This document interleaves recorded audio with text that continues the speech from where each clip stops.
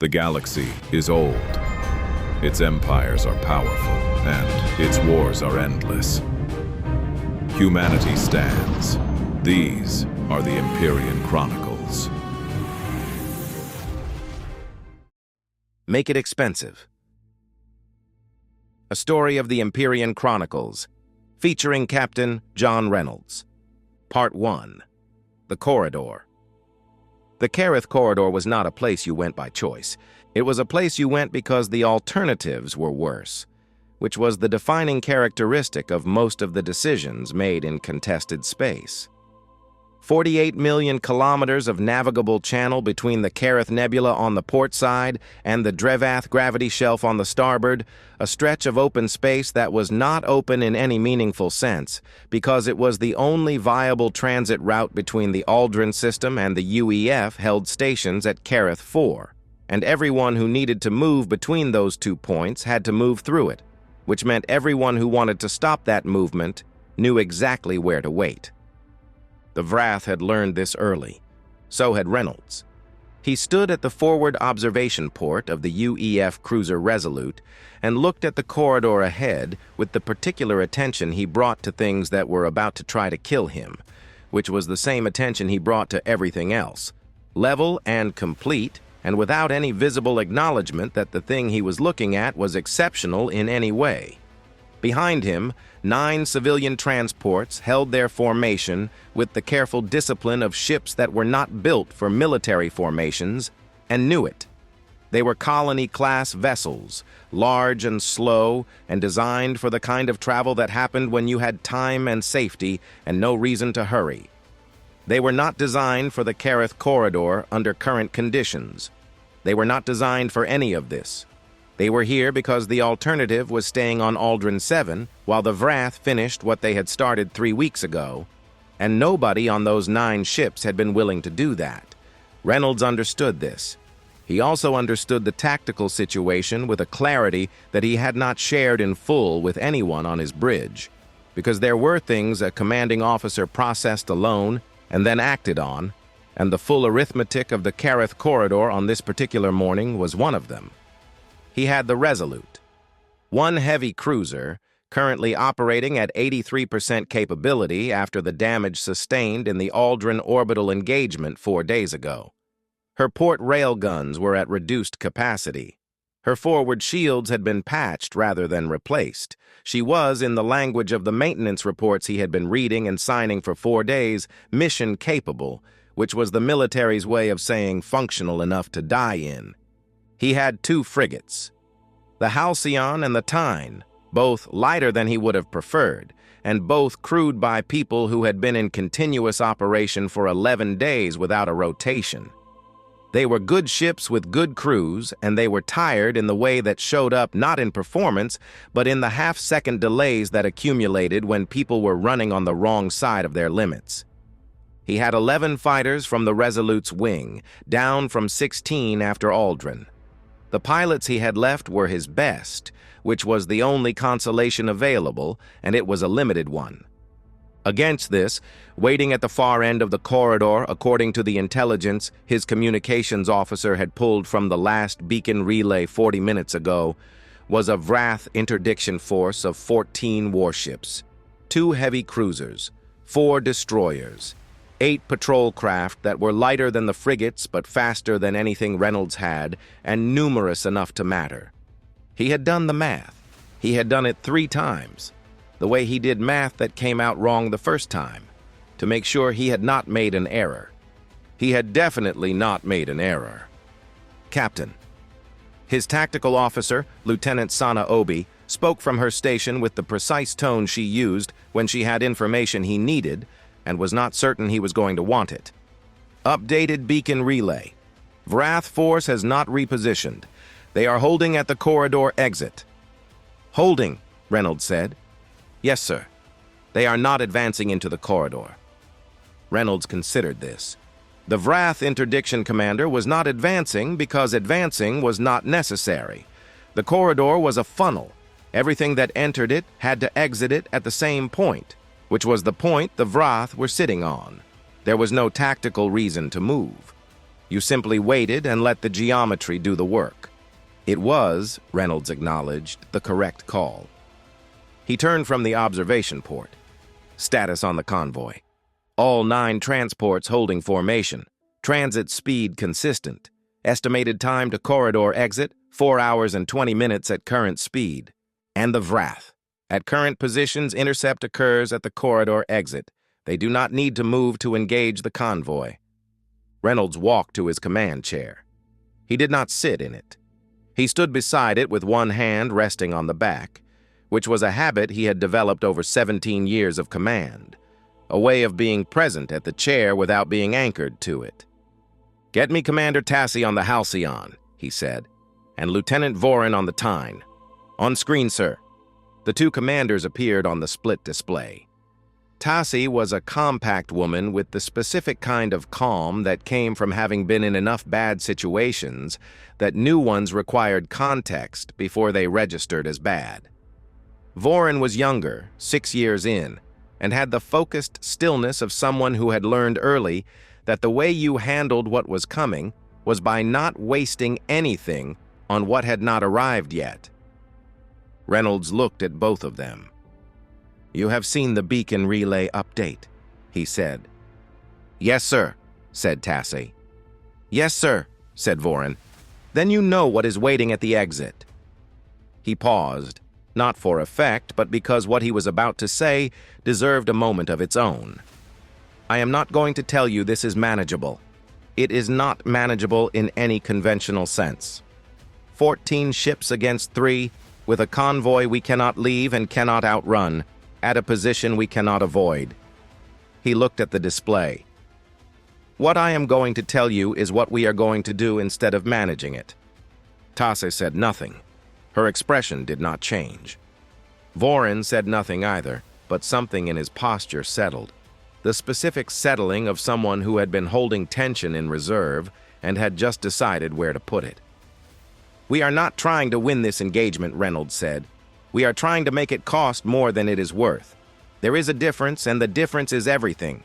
Every minute we hold their attention is a minute the convoy moves. Every ship we take off the board changes their calculus. Every decision we force their commander to make is a decision that takes time, and time is what those transports need." He looked at the display. "We are not here to survive this in the conventional sense. We are here to make sure that they do." He gestured toward the aft display, toward the 9 slow shapes holding their formation behind the Resolute. "Questions," he said. Tassi said, "Rules of engagement, full authorization, no restrictions." "Withdrawal threshold?" "There is no withdrawal threshold," Reynolds said. "We do not leave the convoy." A pause. "Understood," Tassi said. Voren said, "What do you need from us specifically?" Reynolds looked at him. "Everything," he said. "In the right order. I will tell you what the order is." He closed the channel. He sat down in the command chair. He looked at the corridor ahead, at the 4 hours and 20 minutes of space between where they were and where the Vrath were waiting, and he began to think. Part 2. The convoy. Her name was Dr. Sarah Allen, and she was the senior civilian coordinator for the Aldrin 7 colony, which meant she was the person the 9 transport captains called when they had problems they did not know how to solve, and she had been receiving those calls for 4 days at a rate that had not decreased as the situation improved, because the situation had not improved. She was on the Resolute by Reynolds's request, which had come through the convoy coordination channel 12 hours ago as a politely worded directive that was not actually a request. She had understood this and had complied because 30 years of working within institutional structures had given her a functional understanding of when politely worded directives were directives. She sat in the small briefing room adjacent to the bridge and waited, because Reynolds had told her he would speak with her before they reached the corridor exit, and she had learned in the last 4 days that when Reynolds said he would do something, he did it at the time he said he would do it, which was a quality she had found rare enough to be notable. He came in at the 3-hour mark, which was when he had said he would. He sat down across from her without preamble. I want to tell you what we are facing, he said, and what I intend to do about it, and what I need from you and the transport captains. She looked at him.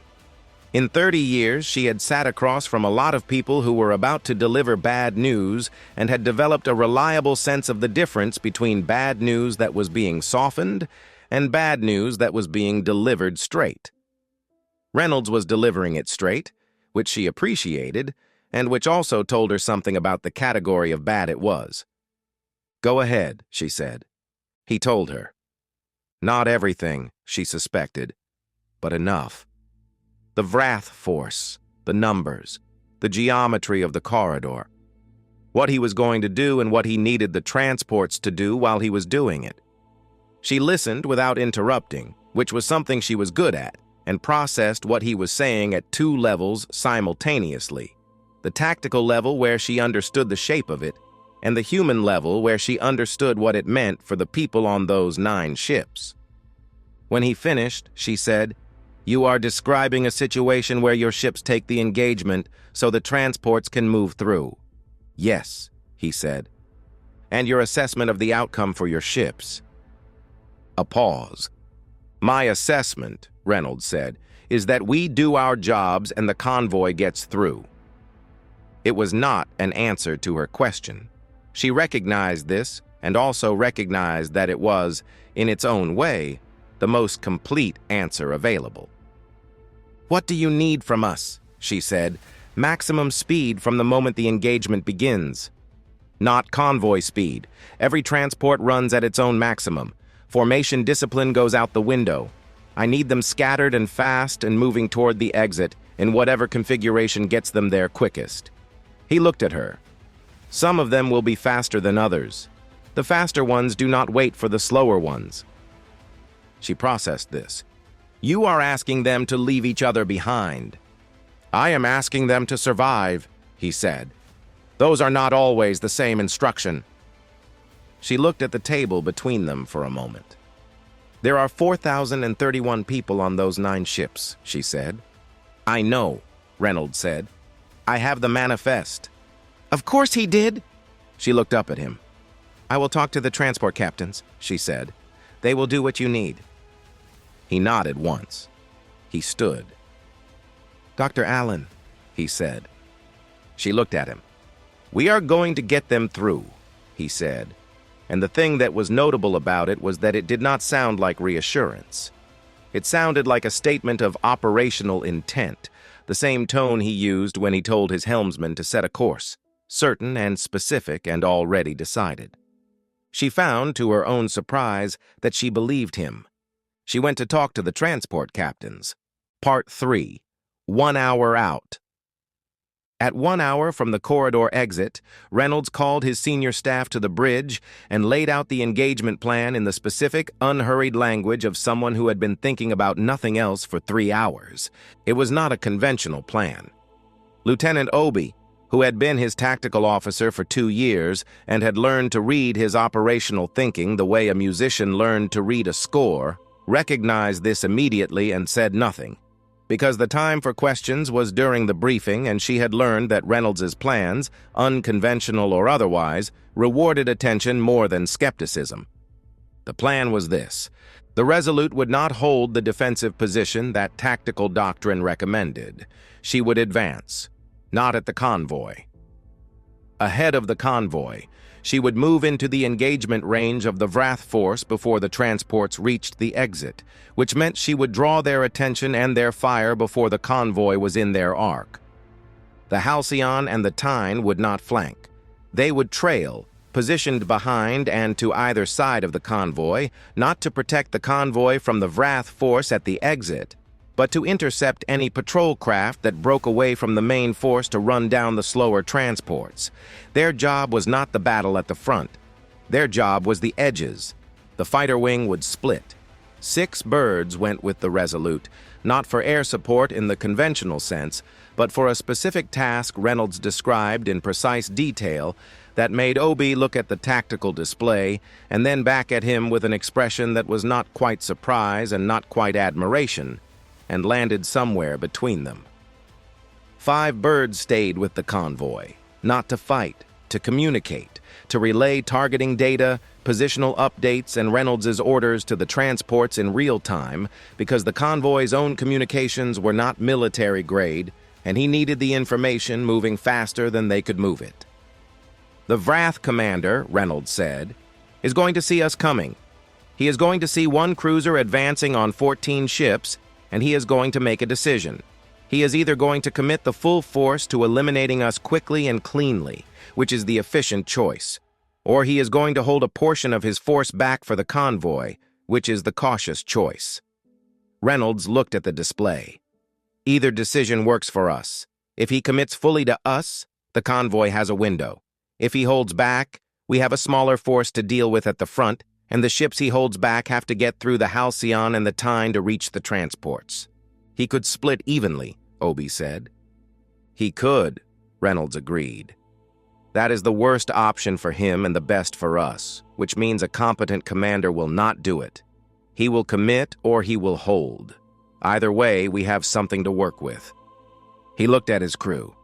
They looked back at him with the particular expression of people who had understood the plan and were now deciding how they felt about it, and had arrived, most of them, at the same place Tasse and Voren had arrived, which was a quiet and functional acceptance that they were going to do this, and the question now was how well. 1 hour, Reynolds said. Get ready. He sat in the command chair. He looked at the corridor exit still an hour away, and he thought about the Vrath commander on the other side of it and what that commander was thinking right now, and he thought about all the ways a superior force got beat by an inferior one, and he thought about which of those ways was available to him today. He found two. Two was enough. Part 4, the Vrath side. Fleet Commander Drath Von had been in the Vrath expansion navy for 22 years, and in those 22 years he had fought 14 major engagements and won 13 of them, and the one he had not won he had not lost so much as he had reached a conclusion that both sides agreed to call something other than a loss, which was close enough. He was good at this. He sat in the command chair of the heavy cruiser Vorath's Edge and watched the sensor feed from the corridor with the attention of someone who did not need to watch carefully because the geometry was already complete in his head and the watching was simply confirmation of what he already knew. The convoy was in the corridor. It was 4 hours away at convoy speed. He had 14 ships. He had calculated and recalculated the engagement, not because he was uncertain, but because he was thorough, and thoroughness was a habit that had kept him in the winning column for 22 years. The math was not complicated. 1 UEF cruiser, 2 frigates, 11 fighters, against 14 Vrath warships at a fixed position with the geometry of the corridor behind the enemy and open space behind him. The convoy was not going to get through. This was not arrogance, it was arithmetic.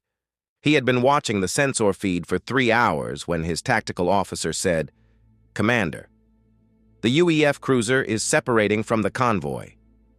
Drath Von looked at the display. The cruiser was moving forward, ahead of the convoy, at a speed that was not convoy speed, not escort speed, but something considerably faster. The kind of speed a ship moved at when it was not escorting anything but going somewhere on its own. It was coming toward him. Drath Von sat with this for a moment. A single cruiser, advancing on 14 ships, leaving the convoy behind.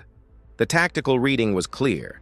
The human commander had calculated that a defensive posture was untenable and had decided to advance instead, to try to break the interdiction force before the convoy arrived, which was the kind of decision that a desperate commander made when the alternatives were all worse. It was, Drath Von noted, a reasonable decision given an impossible situation. It was also going to fail because 14 ships was 14 ships regardless of how aggressively one cruiser came at them. He watched the advancing cruiser for another minute. Something nagged at him. Not the tactic. The tactic was comprehensible. What nagged at him was the specific ship, the Resolute, which he had pulled the intelligence file on when the convoy first appeared in the corridor. Reynolds's ship. Reynolds, who had 17 years of command and a record that the intelligence file described in terms that Vrath Vaughn had read carefully because he respected the files on competent enemies. Reynolds was not desperate. Reynolds was, according to everything the file said, precisely the opposite of desperate. He was the kind of commander who did not make moves without knowing what the move was for.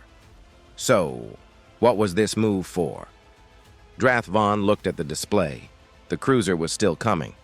He looked at the frigates, still trailing the convoy. He looked at the fighter wing, which had split, half with the cruiser and half still with the convoy. He thought about what he would do if he were Reynolds. He thought about it for 90 seconds, which was longer than he usually needed to think about what an enemy was doing, and then he opened the fleet channel. All units. The UEF cruiser is attempting to draw our engagement. They want us committed to the cruiser when the convoy reaches the exit. He paused. Adjust formation. Heavy cruisers and 2 destroyers engage the incoming cruiser. Remaining destroyers and all patrol craft hold position at the corridor exit for the convoy. He thought for one more second. And get me a firing solution on those fighters with the convoy. I want them off the board before the transports reach us. He watched the display. He had made the cautious choice. He thought about Reynolds. He thought, let us see what you do with that. Part 5. Engagement. Reynolds saw the Vrath formation split at 40 minutes out and felt something that was not quite satisfaction but was adjacent to it, the specific feeling of a prediction confirmed. He held back, Obi said. He held back, Reynolds agreed, which means we have 2 heavy cruisers and 2 destroyers coming at us and 10 ships waiting for the convoy. He looked at the display. Update the Halcyon and the Tyne. 10 ships on the convoy side. They need to know. Yes, sir. Also, sir, the Vrath are targeting our fighter wing with the convoy. Tell them to scatter. Individual evasion. They are no good to us if they are debris. He looked at the tactical display with the focus of someone reading a document in a language they had been fluent in for a long time. Time to engagement range, 18 minutes, and the convoy to the exit, 3 hours and 40 minutes at current speed. Reynolds did the math.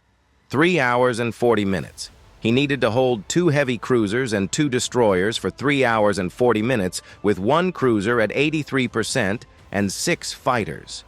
He had known this number since he laid out the plan.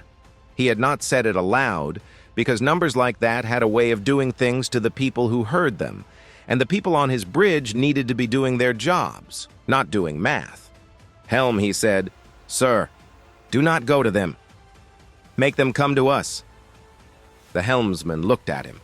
"Sir, we are already advancing." "I know," Reynolds said. "Now stop." The Resolute decelerated, not retreating, not turning, just stopping in the middle of the corridor at a position Reynolds had selected from the charts 3 hours ago for a reason that was about to become relevant. The Vrath force continued to advance. "They are not adjusting," Obi said. "They will not adjust," Reynolds said. "They have committed. Committed forces do not adjust without a reason.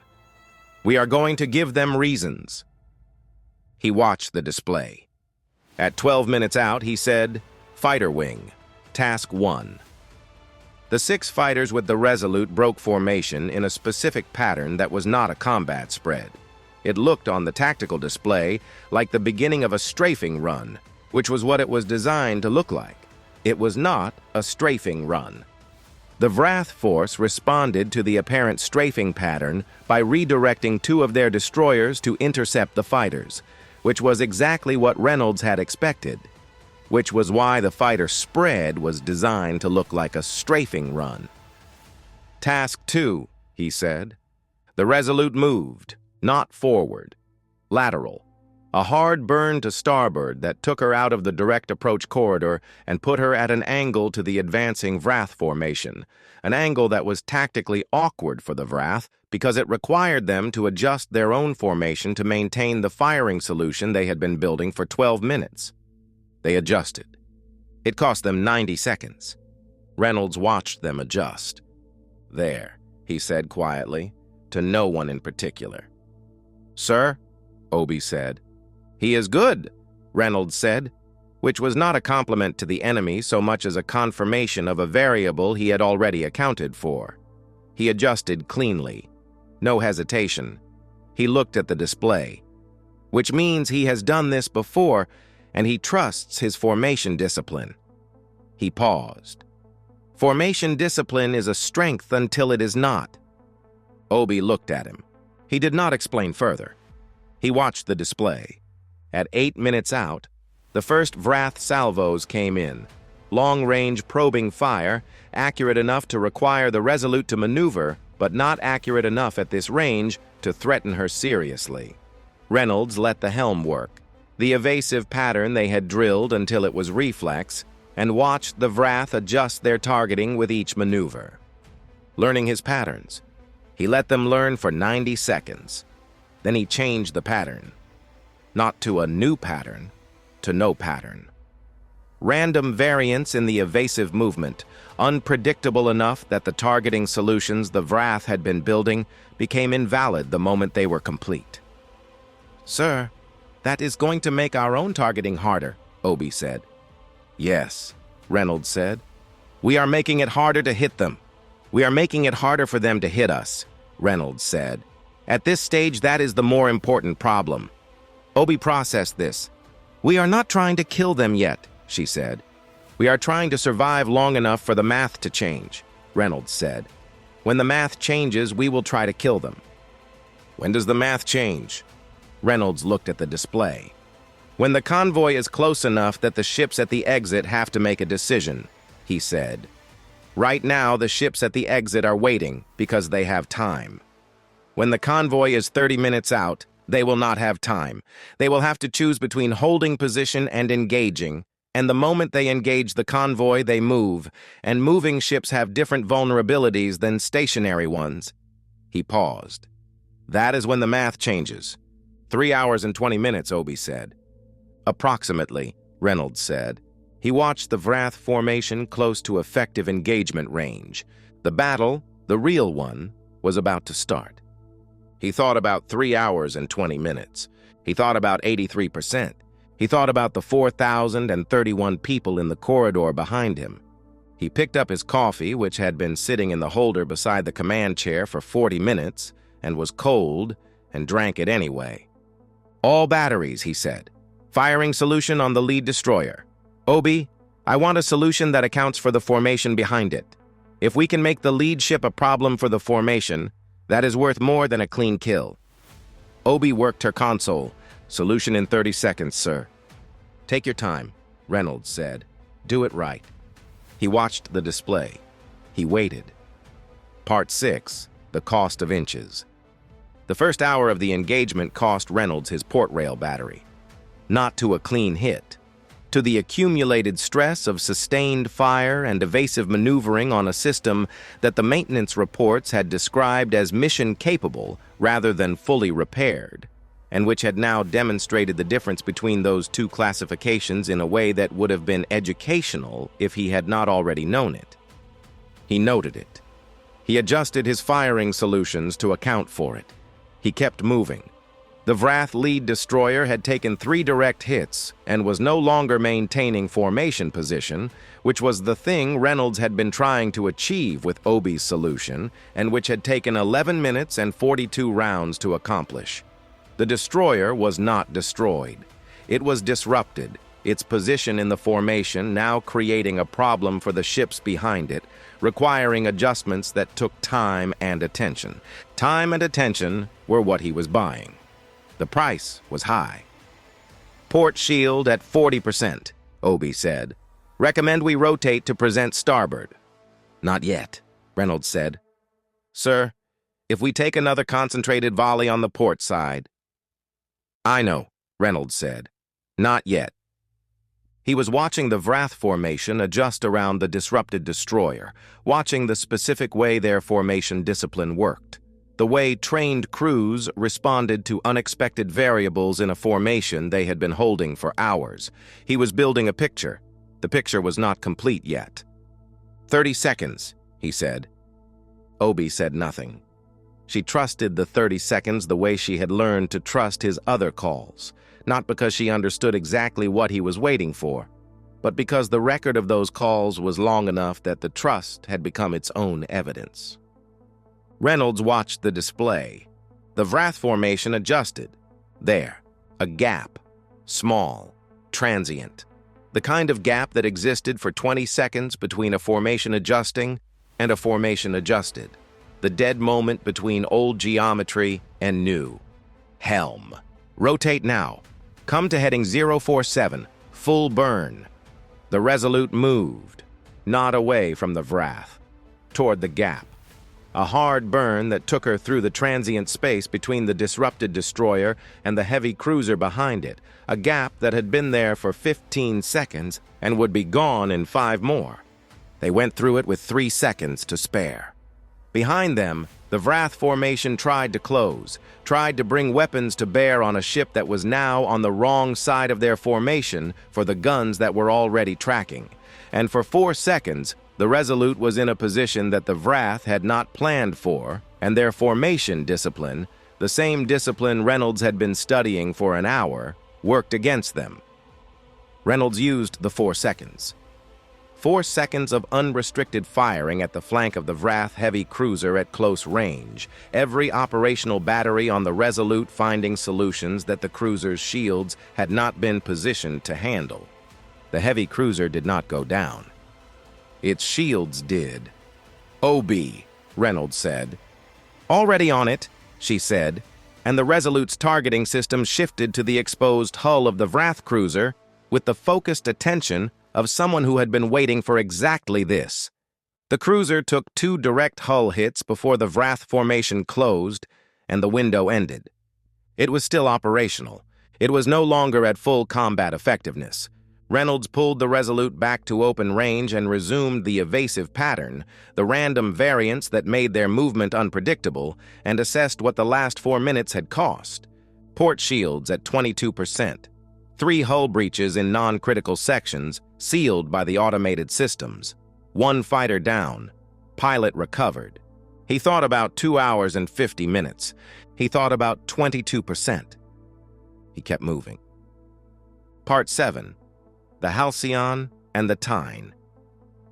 Commander Tasse had been a naval officer for 19 years and had developed, over those 19 years, a comprehensive understanding of what it felt like when a mission was going wrong. This did not feel like that. It felt like something considerably more specific, a mission that was going exactly as planned in a plan that had never been comfortable. The Halcyon and the Tyne held their positions at the trailing edges of the convoy, one to port and one to starboard, and watched the 10 Vrath ships at the corridor exit with the focused attention of people who were waiting for something they knew was coming and could not make come faster by worrying about it. The convoy was moving. All 9 transports running at individual maximum speed now, scattered from the tight formation they had been holding, each one making its own best time toward the exit. The fastest 3 were already 40 minutes ahead of the slowest 2, which meant the convoy was strung out across a significant stretch of corridor and presented a targeting problem for the Vrath that a tight formation would not have. Reynolds had planned this too. Tasse had her eyes on the Vrath patrol craft. 8 of them, lighter than her frigates but faster, and she had been tracking their positioning for the last 90 minutes, with the attention she gave things that were going to become her problem shortly. They became her problem at the 2-hour mark. 2 of the patrol craft broke from the exit formation and accelerated into the corridor, moving not toward the main engagement at the front, but toward the trailing edge of the convoy, where the slowest transports were still nearly 2 hours from the exit. "Here we go," said her tactical officer. "Here we go," Tasse agreed. The Halcyon moved to intercept. What followed was not a battle in the conventional sense. It was a chase, with elements of a battle embedded in it, the Halcyon running down 2 Vrath patrol craft that were themselves running down 2 slow transports. Everyone at maximum speed, the geometry constantly shifting as the corridor's length compressed toward the exit. The Halcyon was faster than the patrol craft, not by much, by enough. She caught the first one at the 12-minute mark and took it off the board in a brief, violent exchange that cost her a targeting array and one crew member in the damage control team.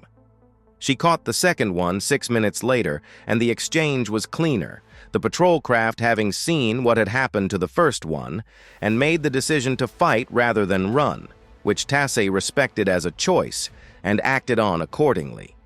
Both patrol craft were gone. The two transports they had been chasing were not.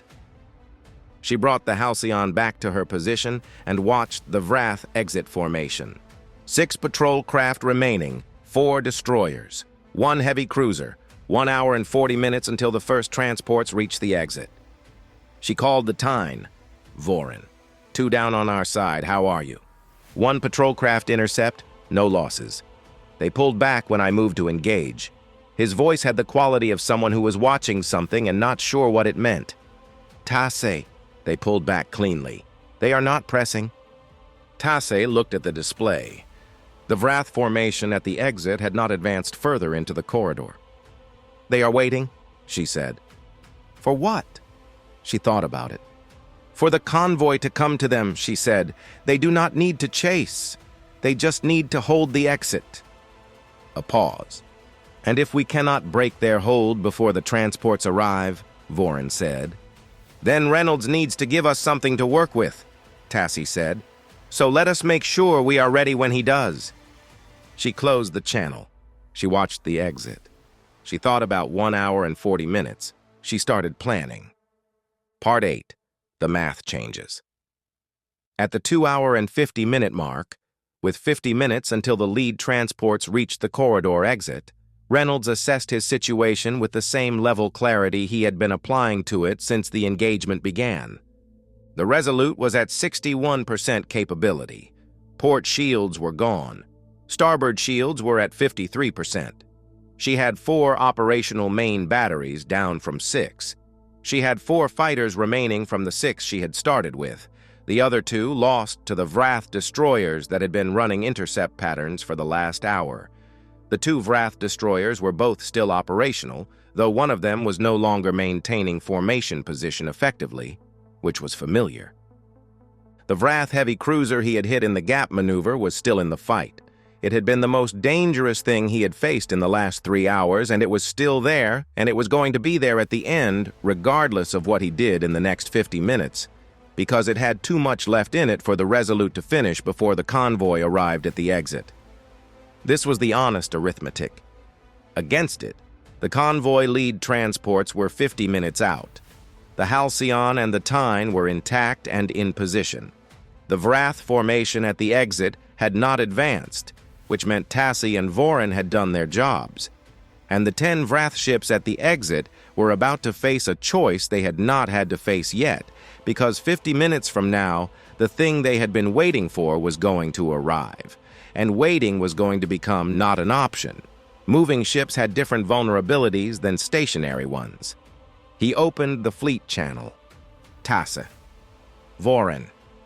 50 minutes to first transport arrival at the exit.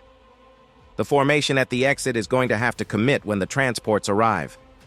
When they commit, they move. When they move, I need you on their flanks the moment they do. Not before. The moment they commit.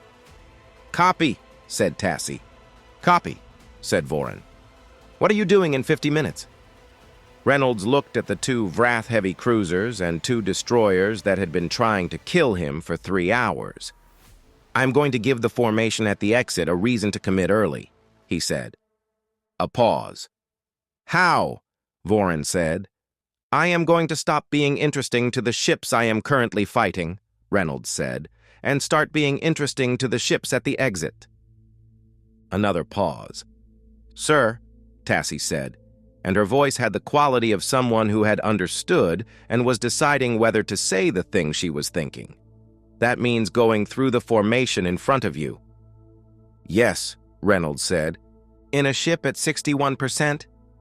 Yes, Reynolds said again. A longer pause. Copy, Tasse said, and the word carried the weight of a person who had made a decision about how they were going to feel about something and had decided to feel nothing until after. Reynolds closed the channel. He looked at the display. He looked at the formation between him and the corridor exit, the ships that had been trying to kill him for 3 hours, and he thought about the gaps in that formation, and where they were and how long they lasted, and what it would cost to go through one of them at 61% with no port shields and 4 operational batteries. He thought about it for 2 minutes. He found one gap that might work. "Obi," he said. "Sir, I need everything we have left on a firing solution for the lead destroyer. I need it to move. Not destroyed, I need it to move out of formation position."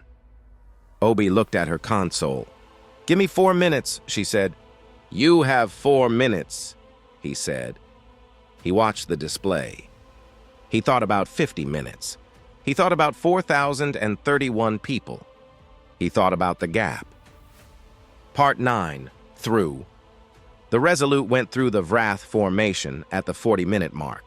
It was not clean. It was not the 4-second window of the gap maneuver 2 hours ago, where timing and positioning had created a moment of relative safety. This was a different kind of through, the kind that existed when you had used everything available to make conditions as favorable as possible, and the conditions were still not good, and you went anyway because the alternative was not going.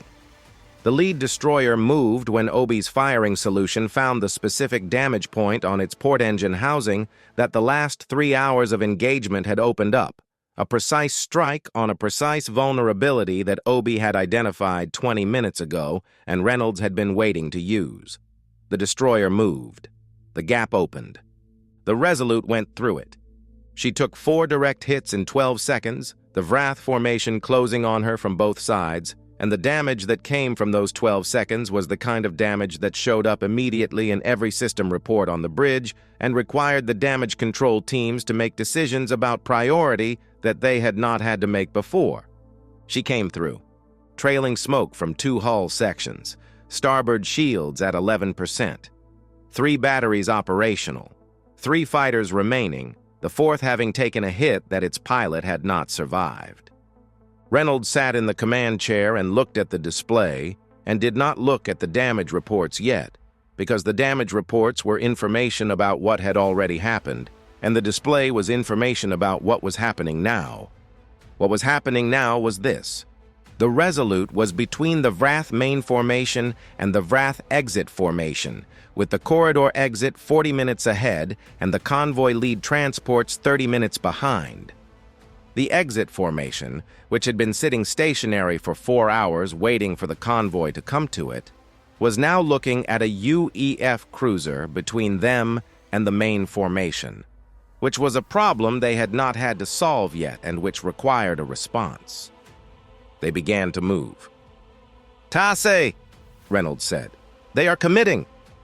"I see them," Tasse said. "Now," he said.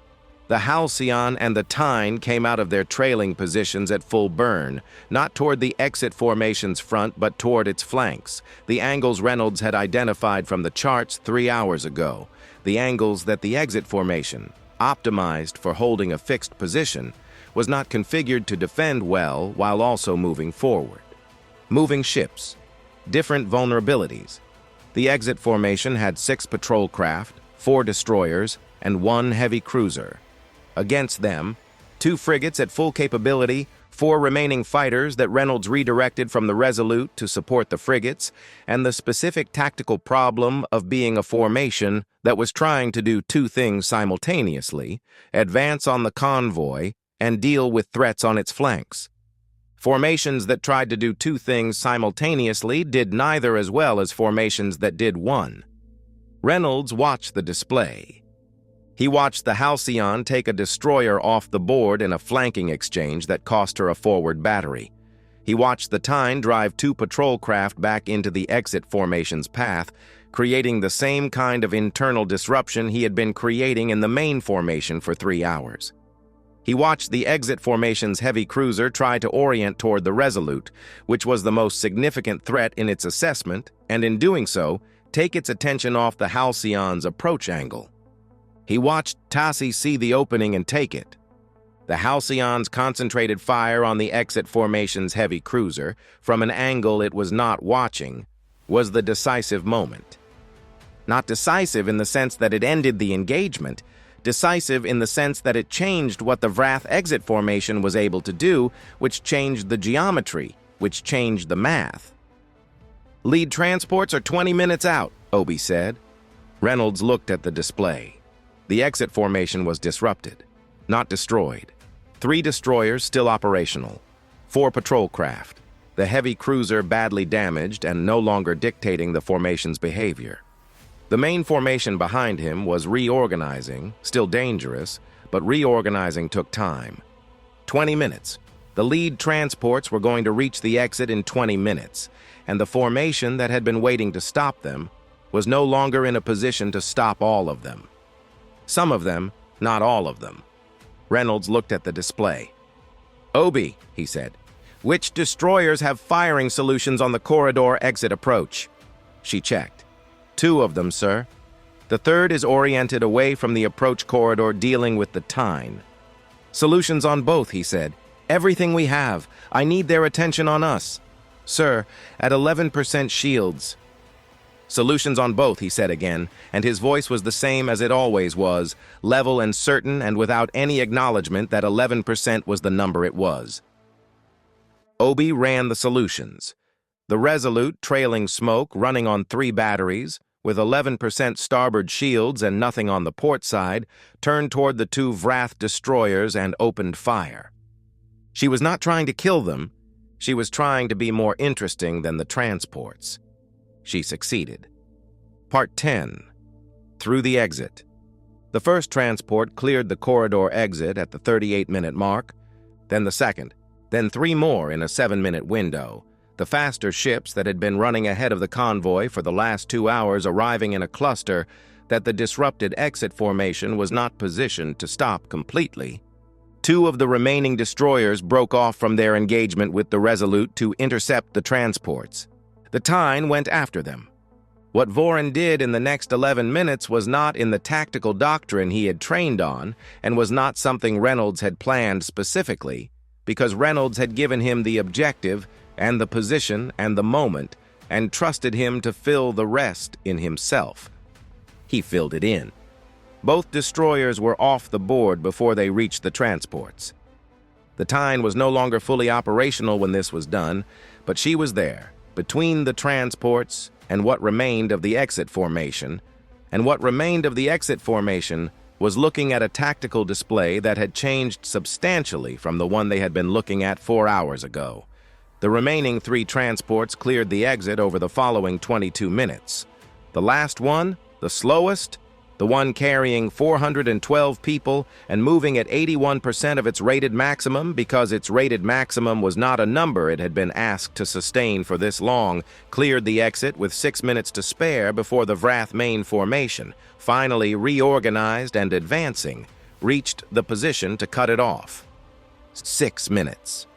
Reynolds watched the last transport clear on the display. He sat in the command chair of the Resolute, which was producing sounds that ships were not supposed to produce, and was venting atmosphere from 2 sections that had been sealed off 20 minutes ago, and was running on 3 batteries and 11% shields. And he watched 9 green indicators appear on the display, 1 for each transport, all of them on the other side of the corridor exit. He looked at the green indicators for a moment. Then he looked at the Vrath main formation, now 14 minutes behind him, reorganized and advancing, and considerably angrier than it had been 4 hours ago. "Helm," he said. "Sir, best speed. Get us through the exit." "Yes, sir." A pause. "Sir, best speed on current systems is approximately—" "Whatever it is," Reynolds said. "Use it." The Resolute moved toward the exit. She was not fast. She was, as it turned out, fast enough. Epilogue. The accounting. The debrief was held on the station at Kareth 4, 48 hours after the convoy's arrival, in a conference room that had enough chairs for everyone and coffee that was considerably better than what was available on the Resolute, which Reynolds noted and appreciated. The station commander, Rear Admiral Pris Okafor ran the debrief with the focused attention of someone who had read the preliminary reports and still had questions, which was the correct response to the preliminary reports.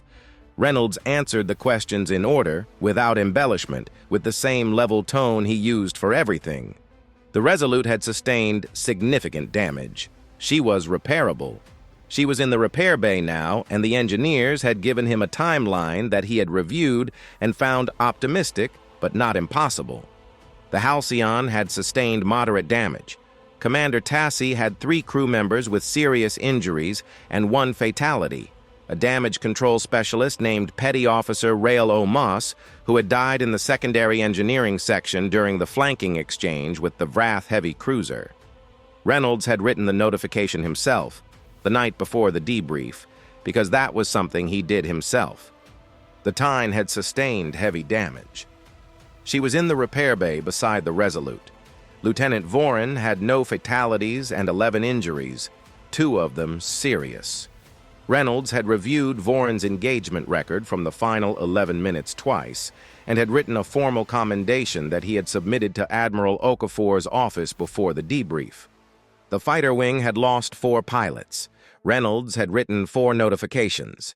He had done it in the order they were lost, which was the order he always used, because order was the thing you maintained when everything else was not orderly. The convoy, 9 transports, 4,031 people. None of them were in the repair bay. All of them were on the station, in the temporary quarters that had been prepared for them, eating food that was not colony rations, and sleeping in rooms that were not moving and waking up in the morning to a situation that was not the one they had been in 5 days ago. Existing. Admiral Okafor set down her report at the end of the debrief and looked at Reynolds. "Captain," she said, "in your assessment, was there any point in the engagement where a different decision would have produced a better outcome?" Reynolds considered the question with the seriousness he gave questions that deserved it. "Better for whom?" he said. Okafor looked at him. "Better overall," she said. He thought about it. "No," he said. She looked at the report. "You took a ship at 83% capability through a 14-ship interdiction force," she said. 61%. By the time I went through, Reynolds said. The 83% was at the start. You went through at 61%. Yes, with 11% shields, starboard, no port shields. She looked at him for a moment. "Captain Reynolds," she said, "what made you confident that was survivable?" Reynolds looked at the table. He thought about the gap, about the timing. About 3 hours of watching the Vrath formation and learning the specific way they responded to unexpected variables and building the picture of exactly where the gap would be and how long it would last. "I was not confident it was survivable," he said. "I was confident it was necessary." Okafor sat with that for a moment. "There is a difference," she said. "Yes," Reynolds said. "There is." She wrote something in the report. "One more question," she said. "The Vrath commander, Drath Vaughn. His after-action account has been recovered from the engagement data. He describes your tactics as a sustained and deliberate effort to make the engagement cost more than it was worth. He says his final assessment was that he would have won the engagement if winning had been worth the price." She looked up. "He says it was not worth the price." Reynolds said nothing for a moment.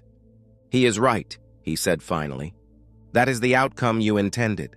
"That was always the outcome I intended," Reynolds said, "from the moment I saw the numbers." She looked at the report again. 4,031, she said. 4,031, he agreed. She closed the report. Outside the conference room windows, Carith 4 Station hummed with the particular sound of a facility operating at above normal capacity, the sound of 4,031 additional people moving through corridors that had not been designed for them, using facilities that were being stretched to accommodate them, existing in a place they had not been yesterday. Existing. Reynolds stood, collected his notes, and went to find Dr. Allen. because he had told her he would speak with her when it was over.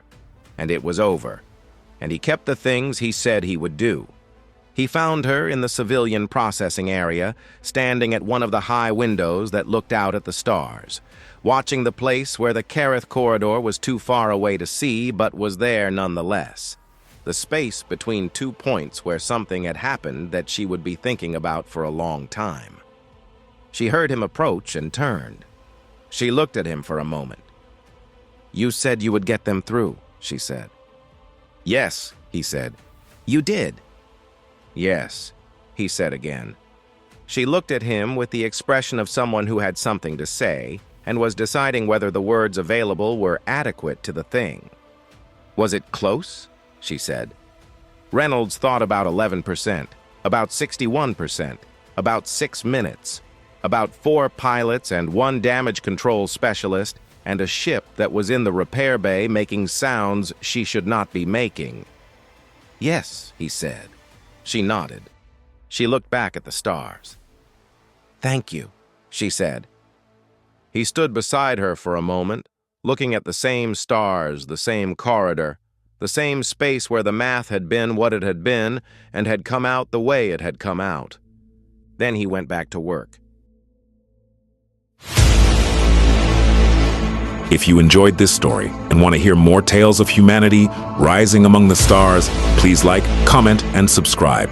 New stories are released regularly here on Empyrean Chronicles.